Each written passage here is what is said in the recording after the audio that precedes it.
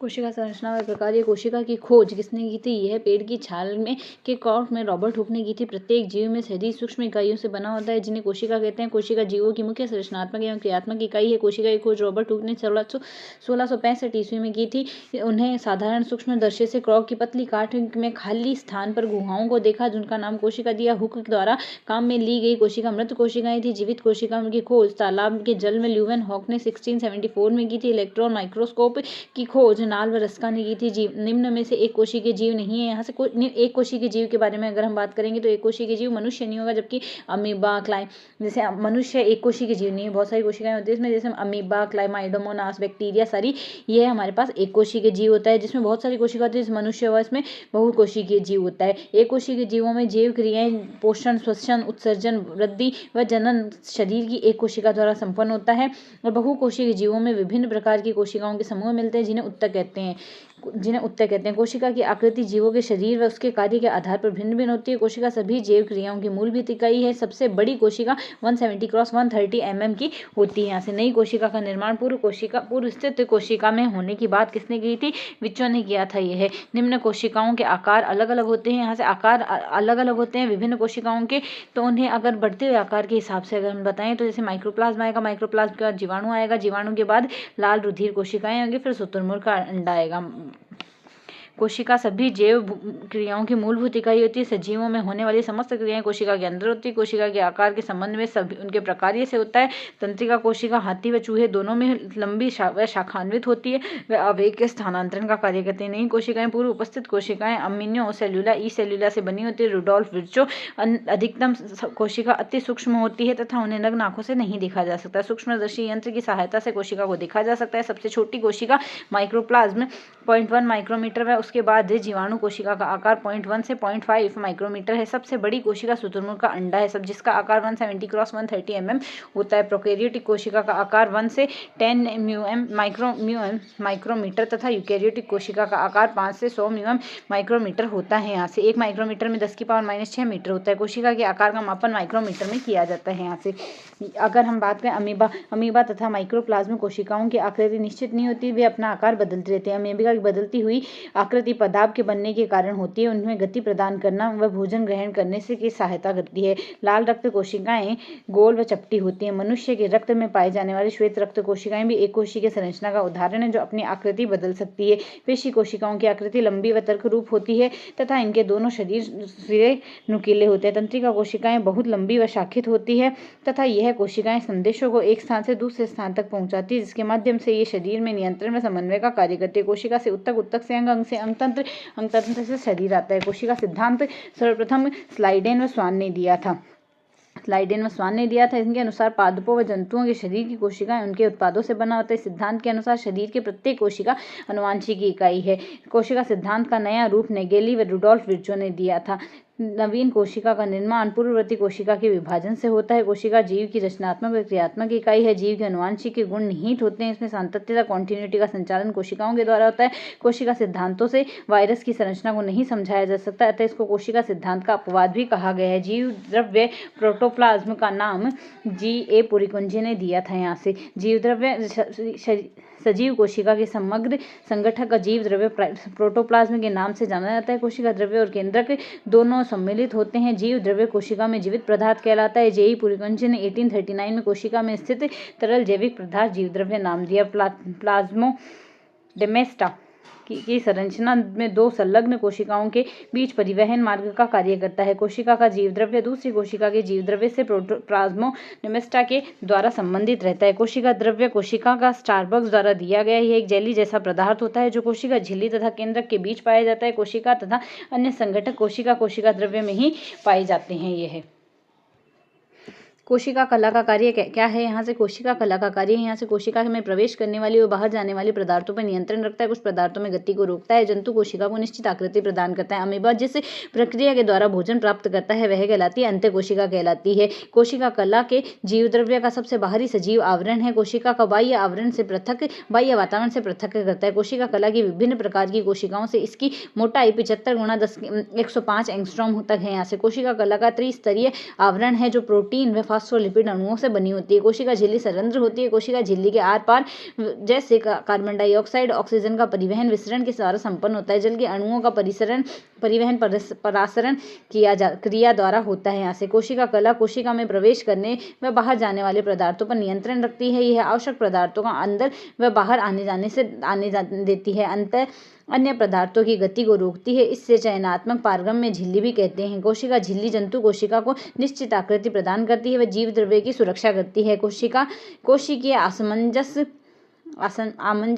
में सहायता करती है। कोशिका झिल्ली लचीलेपन के गुण के कारण द्वारा पदार्थों के अंतर्ग्रहण करना व पदार्थों को घेर कर पाचन करना, एंडोसाइटोसिस अंतर कोशिका व अनावश्यक कोशिका पदार्थों को बाहर निकालने एक्सोसाइटिस कहलाती है। अमीबा एक कोशिकीय जीव है। अपना भोजन इसी प्रक्रिया के द्वारा करते हैं। कोशिका भित्ति में उपस्थित पौधों, कवक व जीवाणुओं की कोशिकाओं को बिना कटे किसी माध्यम से मौजूद रहने में सक्षम बनाती है। यह हाइपोटोनिक माध्यम। मध्य पट्टिका किसकी बनी होती है? कैल्शियम व मैग्नीशियम पेक्टेट की बनी होती है। पादप कोशिकाओं में कोशिका कला के चारों ओर एक निर्जीव परत पाई जाती है जिसे कोशिका भित्ति कहते हैं। यह मुख्यतः सेल्यूलोज, हेमीसेल्यूलोज, पेक्टिन व पॉलीसेकेराइड की बनी होती है। कोशिका भित्ति की उपस्थिति के आधार पर पादप कोशिका को जंतु कोशिका में विभाजित किया जा सकता है। जंतु कोशिकाओं में यह अनुपस्थित होती है। कोशिका भित्ति पादप कोशिकाओं में निश्चित आकृति व अतिरिक्त सुरक्षा जैसे पादप कोशिकाओं के ताप में परिवर्तन, तीव्र गति से चलने वाली वायुमंडलीय नमी इत्यादि में विभिन्न परिवर्तनों को गति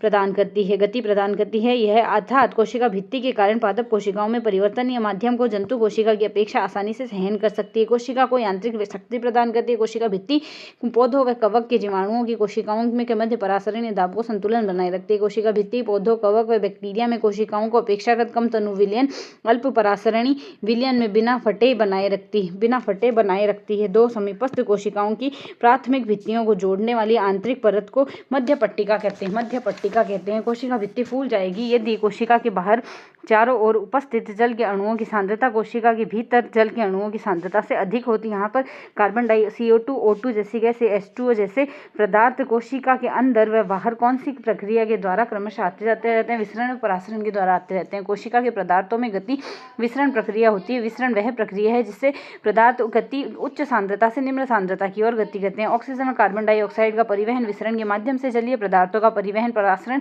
विसरण की एक विशिष्ट विधि है। वर्णनात्मक झिल्ली के द्वारा गति होती है के माध्यम से होता है। पौधों में मूलों द्वारा जल का अवशोषण करना परासरण का एक उदाहरण है। परासरण की क्रिया जल के घुले हुए पदार्थों की मात्रा के कारण प्रभावित होती है। कोशिका झिल्ली में सबसे महत्वपूर्ण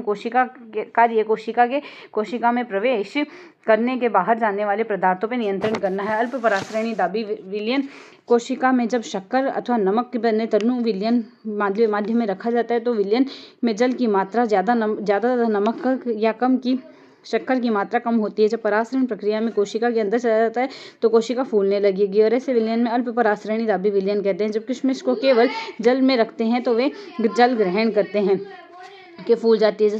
सम परासरणी दाबी विलयन कोशिका में ऐसे माध्यम विलयन में रखा जाता है जब बाह्य जल की सांद्रता कोशिका में स्थित जल की सांद्रता से ठीक बराबर होगा, कोशिका में माप के परिवर्तन में आएगा। ऐसे विलयन को सम परासरणी विलयन कहते हैं। अति परासरण दाबी विलयन जब कोशिका को माध्यम विलयन में रखा जाए और जब जल की मात्रा को अधिक सांद्र विलयन में तो जब परासरण प्रक्रिया में कोशिका से बाहर आ जाएगा वह कोशिका सिकुड़ जाएगी। ऐसे विलयन को अति परासरणी दाबी विलयन कहते हैं। जब किशमिश को सांद्रित घोल में रखा जाए तो जल को बाहर निकाल कर सिकुड़ जाएगी। जब आप लंबे समय तक कपड़े धोते हैं तो आपकी अंगुलियां त्वचा सिकुड़ जाती है क्योंकि साबुन के घोल में अति परासरण दाबी विलयन होता है, जबकि परासरण के कारण जल को आपकी अंगुलियां कोशिकाओं से बाहर आ जाती है। अल्प परासरणी माध्यम पादप कोशिकाओं की कोशिका द्रव्य से सिकुड़ना जीव द्रव्य संकुचन प्लाज्मोलाइसिस कहलाता है। कोशिका के किस भाग में क्रेब्स चक्र संचालित होता है? माइटोकॉन्ड्रिया में क्रेब्स चक्र संचालित होता है। माइटोकॉन्ड्रिया का तथा क्लोरोप्लास्ट में उपस्थित राइबोसोम 70S होता है। यहाँ से यह केवल यूकेरियोटिक कोशिकाओं में पाया जाता है जिसका मुख्य कार्य श्वसन प्रक्रिया को संपादित करना है। प्रोकैरियोटिक कोशिकाओं में माइटोकॉन्ड्रिया की समान संरचनाएं मेसोसोम पाई जाती है जो श्वसन व कोशिका विभाजन का कार्य करती है। माइटोकॉन्ड्रिया में उपस्थित ऑक्सीजन की उपस्थिति में भोजन के विखंडन से ऊर्जा मुक्त होती है। एटीपी एडिनोसिन ट्राइफॉस्फेट के रूप में संचित रहती है। इसी कारण माइटोकॉन्ड्रिया को कोशिका का पावर हाउस या बिजली घर कहा जाता है। कोशिका में जैविक क्रियाओं के लिए एटीपी से प्राप्त की जाती है के लिए ऊर्जा एटीपी से प्राप्त की जाती है। यह गोलाकार छड़ीनुमा धागेनुमा संरचनाएं होती है। आकार मानव जूते के समान होती है। एक ही जीव में विभिन्न कोशिकाओं में माइटोकॉन्ड्रिया की संख्या अलग अलग होती है। जिन कोशिकाओं की ऊर्जा की अधिक आवश्यकता होती है उससे माइटोकॉन्ड्रिया की संख्या अधिक होती है। माइटोकॉन्ड्रिया दोहरी झिल्ली युक्त कोशिकांग है। बाह्य झिल्ली चिकनी, समतल व छिद्रित है तथा आंतरिक झिल्ली बहुत अधिक वलित होती है, जिसकी गुहा के और अंगुली के समान तरल तुलना समान वलय निकलते रहते हैं। इन वलयों को क्रिस्टी कहते हैं। क्रिस्टी या शीखी क्रिस्टी की सतह पर टेनिस के रैकेट के अनुसार रैकेटनुमा स्थित होते हैं, जिनको प्रारंभिक कण oxysome F1 Fernandez moron particles कहते हैं। यहाँ इलेक्ट्रॉन परिवहन ETS संपन्न होता है। माइटोकॉन्ड्रिया के मैट्रिक्स के क्रेब्स साइकिल संपन्न होते हैं। मैट्रिक्स में DNA, RNA, 70S प्रकार के राइबोसोम, जल, लवण आदि होते हैं। माइटोकॉन्ड्रिया में स्वतः जनन की क्षमता होती है, केवल कोशिका द्रव्य के अंदर रहकर, इसलिए इसे अर्धस्वायत्तशासी कोशिकांग भी कहते हैं। इसमें खुद में DNA व राइबोसोम होता है। माइटोकॉन्ड्रिया में पाए जाने वाले एंजाइम श्वसन में खाद्य पदार्थों का ऑक्सीकरण करते हैं। माइटोकॉन्ड्रिया की सर्वप्रथम देखा कोलकर नामक वैज्ञानिक ने 1880 में देखा था। इसने नाम ब्रेंडा ने दिया था। माइटोकॉन्ड्रिया का अभिरंजन जैग्र सेंग्रीन के द्वारा किया जाता है। कोशिका में किस कोशिकांग को आत्मघाती थैली कहते हैं? लाइसोसोम को। लाइसोसोम की खोज डी ड्यूवे ने की थी। लाइसोसोम एकल झिल्ली युक्त थैलीनुमा कोशिकांग है। इसमें कणीय द्रव्य भरा होता है, जिसे अब जल अपघटनीय एंजाइम, शक्तिशाली पाचक एंजाइम पाए जाते हैं, जो शर्करा, वसा, प्रोटीन, न्यूक्लिक अम्ल का अपघटन कर जल के अणुओं को तोड़ देते हैं। लाइसोसोम जंतु कोशिका में प्रचुर मात्रा में पाए जाते हैं। इनका निर्माण गोल्जिकाएं व अंतःद्रव्यी जालिका में होता है। कभी कभी लाइसोसोम अपने ही कोशिका का पाचन कर कोशिका को नष्ट कर देते हैं, इसलिए इसे आत्मघाती थैली, सुसाइड बैग या पाचन थैली भी कहा जाता है। लाइसोसोम को कोशिका का अपमार्जक भी कहा जाता है। इसके कार्य बाह्य व अंतः कोशिकीय पदार्थों का पाचन करना है। यहाँ से रोगग्रस्त कोशिका को नष्ट करना है। निषेचन में कोशिका विभाजन में सहायता करना, गुणसूत्रों को पृथक करना, अंकुरित बीजों को संचित भोजन का पाचन कर अंकुरण हेतु उपलब्ध कराना। राइबोसोम को दो उप कोशिकाओं आयन स्तर पर किससे जुड़ी हुई होती है? मैग्नीशियम से जुड़ी होती है। वह अंगक जिसमें कोशिका आवरण नहीं पाया जाता है राइबोसोम है। राइबोसोम यह आरएनए व प्रोटीन से बने होते हैं। जिसका कोई आवरण नहीं पाया जाता। राइबोसोम में कोशिका द्रव्य में स्वतंत्र रूप से खुरदरी अपद्रव्यी जालिका के दाने के रूप में पाए जाते हैं। राइबोसोम का निर्माण केंद्रिका में होता है। यूकेरियोटिक कोशिकाओं में 80S व प्रोकैरियोटिक कोशिकाओं में 70S का राइबोसोम पाए जाते हैं। राइबोसोम पर उनकी उप कोशिकाओं का आकार आमतौर पर स्वेटबैग इकाई में दिया जाता है। राइबोसोम प्रोटीन संश्लेषण का कार्य करते हैं। इनकी कोशिका का ईंधन, जिससे कोशिका का ईंधन कहते हैं। जंतु कोशिका में राइबोसोम की खोज सर्वप्रथम क्लॉड ने की थी। पेलार्डे ने इसे राइबोसोम नाम दिया तथा पेलार्डे कण भी कहा जाता है। सबसे छोटी कोशिकांग है यह कोशिकांग प्रोटीन अणुओं व हार्मोन निर्माण की सहायता करता है। शुक्र जनन के समय शुक्राणु के एक्रोसोम का निर्माण कहा जाता है। यह गोल्जिकाएं कहलाता है। निम्न में से कौन से कोशिकाओं को संरूपण तल में परिपक्वन तल पाए जाते हैं? यह पाए जाते हैं गोल्जिकाएं में पाए जाते हैं। इनकी खोज कैमिलो गोल्जी द्वारा की गई है। कोशिका के केंद्रक में चपटी कुंडलियां के रूप में पाए जाते हैं। इसे गोल्जिकाएं में इन कुंडलियों की संख्या 3 से 12 तक होती है। इन्हें आंतरिक पट्टिकाएं व नलिकाएं कहते हैं। गोल्जिकाएं की पौधों में डिक्टीरियोसम कहा जाता है। तंत्रिका कोशिका में वह कोशिका संरचनाओं में अभिरंजित करने की विधि को ब्लैक रिएक्शन कहते हैं। गोल्जिकाएं के अध्ययन के लिए सिल्वर नाइट्रेट के घोल को प्रयुक्त किया गया था। गोल्जिकाएं ग्लाइकोलिपिड व ग्लाइकोप्रोटीन निर्माण का प्रमुख स्थल है। यहाँ से उत्तल स्थल पर समकक्ष तल व संरूपण तल, अपवाह सतह, पारतल व मेंचुरेशन फेस कहा जाता है इसे। गोल्जिकाएं के कार्य हैं। यहाँ से इसका मुख्य कार्य स्त्रावण है। स्त्रावी कोशिकाओं में पुट्टिकाओं में लपेट कर कोशिका को बाहर निकलता है, इसलिए इसे कोशिका का यातायात प्रबंधक भी कहा जाता है। स्त्रावी कोशिकाओं में अधिक पाया जाता है। कुछ परिस्थितियों में गोल्जिकाएं सरल शर्कराओं को जटिल शर्करा में बदलने का कार्य वाला कोशिकांग लाइसोसोम का निर्माण करता है। वसा व प्रोटीन संचयन करता है। कोशिका विभाजन के समय कोशिका भित्ति का निर्माण करता है। शुक्र जनन के समय शुक्राणु व एक्रोसोम का निर्माण गोल्जिकाएं में होता है। लाइपोप्रोटीन का स्त्रावण करता है। लवक के संदर्भ में यहाँ से हमारे पास लवक के विभिन्न प्रकार के वर्णक मिलने के कारण भिन्न रंग दिखाई पड़ते हैं। यहाँ से हरित लवक बाह्य झिल्ली व अंतः झिल्ली युक्त कोशिकांग है। कोशिका की रसोई हरित लवक कहलाता है। लवक पेप्सिड जो प्लेस्टिड होते हैं। लवक सभी पादप कोशिकाओं में, कुछ प्रोटोजोआ में पाए जाते हैं। जंतु कोशिकाओं की अनुपस्थिति होते हैं। यह प्लेस्टिड से बाह्य रचना में माइटोकॉन्ड्रिया जैसे होते हैं। शैवालों में हरित लवक भिन्न आकृति के होते हैं।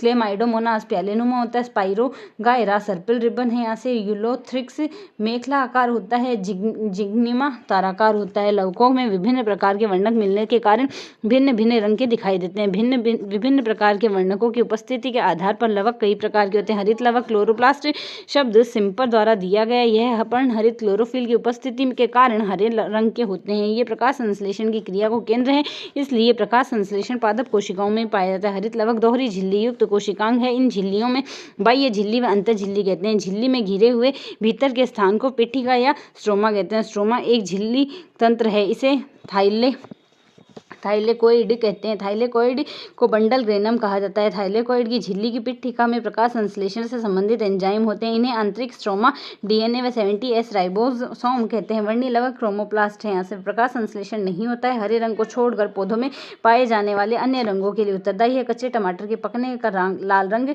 के हो जाते हैं क्योंकि उनमें हरित लवक वर्णी लवकों में परिवर्तित हो जाते हैं। यहाँ से सेब का लाल रंग एंथ्रोसाइनिन के कारण, टमाटर का लाल रंग लाइकोपीन के कारण, पपीते का पीला रंग कैरिका जेंथिन के कारण, गाजर का लाल रंग कैरोटीन के कारण है। यहाँ से हल्दी का पीला रंग है यहाँ से जेंथोफिल के कारण है। अवर्णी लवक ल्यूकोप्लास्ट, ये रंगहीन लवक होते हैं। ये पौधे में संचय अंगों में पाए जाते हैं। यह पौधों के उन भागों में कोशिकाओं में पाया जाता है जो सूर्य के प्रकाश से वंचित है। इनका कार्य भोजन का संचय, स्टार्च, तेल, प्रोटीन के रूप में करना है। ऐसे ल्यूकोप्लास्ट के प्रकार है। एमाइलोप्लास्ट स्टार्च में, प्रोटीनोप्लास्ट प्रोटीन में और एलियोप्लास्ट वसा में है। यह लवक एक दूसरे में परिवर्तित हो जाते हैं। माइटोकॉन्ड्रिया तथा प्लेस्टिड्स लवक दो ऐसे कोशिकांग खुद का आनुवांशिक पदार्थ होता है, इसलिए इन्हें संरचनात्मक प्रोटीन बनाने में समर्थ है। गोल्जी काय का निर्माण करती है अंतःद्रव्य जालिका करती है। अंतःद्रव्य जालिका होती है केंद्रक, कोशिका के केंद्रक व कोशिका कला के सूक्ष्म नलिकाओं में जालिका में अंतःद्रव्य जालिका कहते हैं। अंतर्द्रव्य जालिका की भित्ति एक झिल्ली की होती है। यह कोशिका द्रव्य में पाई जाने वाली चपटी नलिका सदृश संरचना होती है। कोशिकाओं में अंतर झिल्लिका तंत्र बनाती है। ये केंद्रक में से कोशिका झिल्ली तक फैली हुई है। यह लाइपोप्रोटीन की बनी होती है। यह कोशिकीय परिवहन तंत्र का निर्माण करती है। केंद्रक में कोशिका द्रव्य में आनुवांशिक पदार्थों को ले जाने का पथ बनाती है। कोशिका से कुछ रासायनिक क्रियाओं के लिए कोशिका द्रव्य ढांचे के रूप में होती है। अंतर्द्रव्य जालिका दो प्रकार की होती है। चिकनी अंतर्द्रव्य जालिका SCR, इनकी सतह पर राइबोसोम की अनुपस्थिति के कारण यह चिकनी होती है। यह लिपिड व स्टीरॉयड का संश्लेषण में सहायक होती है। यह यकृत कोशिकाओं में उपस्थित विषैले पदार्थों का निराविषीकरण का कार्य करती है। खुरदरी अंतर्द्रव्य जालिका, राइबोसोम की उपस्थिति के कारण यह खुरदरी होती है। यह प्रोटीन संश्लेषण व स्रवण के लिए सक्रिय भाग लेती है। अंतर्द्रव्य जालिका की झिल्ली राइबोसिन नामक प्रोटीन से जुड़े होते हैं। अंतर्द्रव्य जालिका कोशिका द्रव्य के विभिन्न क्षेत्रों तथा कोशिका द्रव्य व केंद्रक के मध्य पदार्थों का परिवहन का कार्य करती है। इनके अलावा यह गोल्जी काय का निर्माण करती है। यह कोशिका के अंतः कंकाल बनाकर उसे निश्चित आकृति, आकार व दृढ़ता प्रदान करती है। लाइसोसोम से भरे हुए एंजाइमों का निर्माण करती है। यह कोशिका के अन्य जैविक क्रियाओं के लिए स्थान प्रदान करती है। अंतर्द्रव्य जालिका कोशिका झिल्ली के निर्माण, प्रोटीन व लिपिड के उत्पादन के द्वारा सहायता करती है तथा इस झिल्ली में जीवांत जनन कहा जाता है। शुक्राणु की पूंछ का निर्माण किसके द्वारा होता है? यह तारककाय द्वारा होता है। तारककाय की खोज वॉन वेंडेन ने की। इसका नाम बोवेरी ने रखा। सभी जंतु कोशिकाओं में निम्न पादपों में कोशिकाओं में पाया जाता है। तारककाय बेलनाकार संरचनाओं के दो तारक केंद्रों से मिलकर बना होता है। दोनों तारक केंद्र एक दूसरे के लंबवत होते हैं। तारककाय की संरचना कॉर्ड व्हील बैलगाड़ी के पहिए जैसी होती है।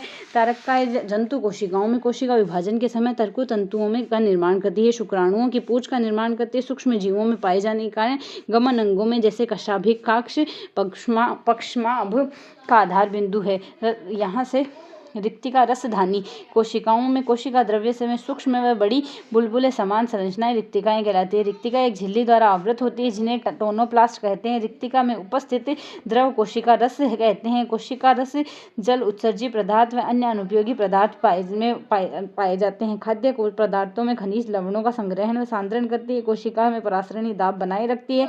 कोशिकाओं की स्फीति को कठोरता प्रदान करती है। उत्सर्जी पदार्थ व संचय के लिए उपापचयी क्रियाओं को बाधित होने में बचाती है। पादप कोशिकाएं रिक्तिका बड़ी व जंतु कोशिका में छोटी होती है। एक कोशिकीय जीवों में अतिरिक्त जल व अपशिष्ट पदार्थों को शरीर से बाहर निकालने में महत्वपूर्ण भूमिका निभाती है। केंद्रक के संदर्भ में सत्य कथन या सत्य कथन अगर देखें, पहले केंद्रक की संरचना। कोशिका में केंद्रक की खोज रॉबर्ट ब्राउन ने की थी। केंद्रक कोशिका का नियंत्रण केंद्र होता है। केंद्रक का अभिरंजन सेफ्रेनीन व मेथिलीन ब्लू से करते हैं। केंद्रक को क्रोमोसोम अथवा जीन उपस्थित रहते हैं। प्रोकैरियोटिक कोशिकाओं आदि में केंद्रक पूर्ण विकसित नहीं होता, बैक्टीरिया व नीलहरित शैवाल में होता है। इसी कारण आदिम न्यूक्लियोइड प्रोकैरियोटिन और केंद्राभ कहते हैं। केंद्रक सामान्यतः गोलाकार होता है। जंतु कोशिकाओं में केंद्रक लगभग मध्य पाया जाता है, जबकि पादप कोशिकाओं में बड़ी कोशिकाओं के कारण केंद्रक मध्य में नहीं रहकर एक तरफ होता है। यह दोहरी कोशिका झिल्ली द्वारा घिरा होता है। इस झिल्ली में पदार्थों के आने जाने के लिए सूक्ष्म छिद्र होते हैं। केंद्रक धागे के समान संरचनाएं होती हैं, जिन्हें गुणसूत्र कहते हैं। गुणसूत्रों पर जीन पाए जाते हैं। आनुवांशिकी गुणों लक्षणों में जनक को अगली पीढ़ी तक पहुंचाते हैं। केंद्रक झिल्ली केंद्रावरण है। यहाँ से यह दोहरी झिल्ली दोहरी परत की एक झिल्ली है जो केंद्रक के चारों ओर घेरे रहती है। यह केंद्रक के कोशिका को द्रव्य पृथक रहता है। बाहरी झिल्ली व अंतर्द्रव्यी जालिका से जुड़ी होती है। कोशिका द्रव्य न्यूक्लियोप्लाज्म केंद्रक के अंदर गाढ़ा अर्ध तरल पारदर्शी द्रव्य पाया जाता है, जिसे केंद्रीय द्रव्य कहते हैं। केंद्रिका न्यूक्लियोलस इसकी खोज फोंटना ने की थी। कोशिका विभाजन में केंद्रिका का महत्व होता है। यह राइबोसोमल आरएनए का संश्लेषण स्थल है। आरएनए का भंडारगृह कहा जाता है। सक्रिय रूप से प्रोटीन संश्लेषण करने वाली कोशिकाओं में केंद्रिका की संख्या अधिक व उनका आकार भी बड़ा होता है। क्रोमेटिन जालिका क्रोमेटिन पदार्थ धागे की तरह संरचनाओं का एक जाल का पिंड होता है। यह कोशिका विभाजित होने वाली होती है, तब क्रोमेटिन जाल क्रोमोसोम गुणसूत्र में संगठित हो जाता है। गुणसूत्र डीएनए व प्रोटीन के बने होते हैं। गुणसूत्रों के अभिरंजन सबसे अधिक एसिटोक्रोमिन अभिरंजक का उपयोग किया जाता है। कोशिका का नियंत्रण केंद्र कहते हैं। यह कोशिका की समस्त उपापचयी कोशिका क्रियाओं का नियंत्रण करती है। इसमें पाए जाने वाला गुणसूत्र पर उपस्थित जीन आनुवांशिकी लक्षणों में वाहक गुणसूत्र कोशिका विभाजन के समय छड़ाकर दिखाई देता है। यह कोशिका में के द्वारा राइबोसोम का निर्माण होता है। रेप्लिकेशन व ट्रांसक्रिप्शन क्रियाएं केंद्रक में ही संपन्न होती हैं। पादप कोशिका जंतु कोशिका से किस प्रकार भिन्न होती है? इसमें कोशिका भित्ति होती है, हरित लवक होता है, बड़ी केंद्रकीय रिक्तिकाएं भी पाई जाती है। कोशिका भित्ति पादप कोशिकाओं में कोशिका झिल्ली चारों ओर से सेल्यूलोज की बनी निर्जीव कोशिका भित्ति पाई जाती है, जबकि जंतु कोशिकाओं में कोशिका भित्ति का अभाव होता है। हरित लवक पादप कोशिकाओं में प्रकाश संश्लेषी अंगक हरित लवक पाए जाते हैं, जबकि जंतु कोशिकाओं में हरित लवक नहीं पाए जाते हैं। रिक्तिकाएं पादप कोशिकाओं में एक या दो बड़ी रिक्तिकाएं पाई जाती है, जबकि जंतु कोशिकाओं में रिक्तिकाएं छोटी अथवा अनुपस्थित होती है। तारककाय पादप कोशिकाओं में तारककाय अनुपस्थित होते हैं, जबकि जंतु कोशिकाओं में तारककाय उपस्थित होते हैं। पादप कोशिकाओं में गोल्जीकाय कम विकसित होता है, जबकि जंतु कोशिकाओं में गोल्जीकाय विकसित व सक्रिय होता है। संचित भोजन पादप कोशिकाओं में संचित भोजन मंड या स्टार्च के रूप में होता है। जंतु कोशिकाओं में संचित भोजन ग्लाइकोजन के रूप में पाया जाता है।